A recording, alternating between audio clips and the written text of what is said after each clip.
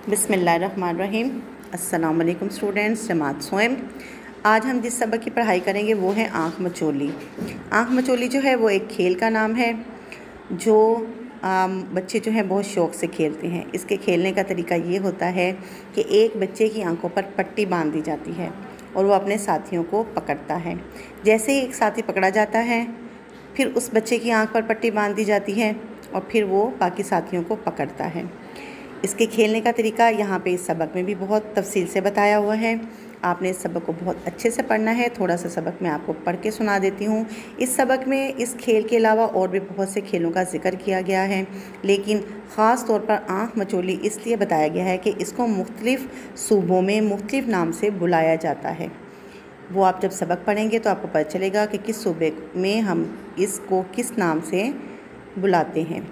सबक की पढ़ाई शुरू करते हैं। खेल खेलना किसको पसंद नहीं होता, चाहे वो खेल खिलौनों से खेले जाएं या किसी मखसूस चीज़ मसलन गेंद, हॉकी वगैरह से। बच्चे बड़े सभी खेलों में शौक़ से हिस्सा लेना चाहते हैं। कुछ खेल बड़े पैमाने पर खेले जाते हैं जिनमें टीमें बनती हैं। ये खेल मोहल्ले, शहर, मुल्कों के दरमियान खेले जाते हैं, मसलन फ़ुटबॉल, हॉकी और क्रिकेट। इन खेलों के मुकाबले देखने लोग दूर दूर से आते हैं।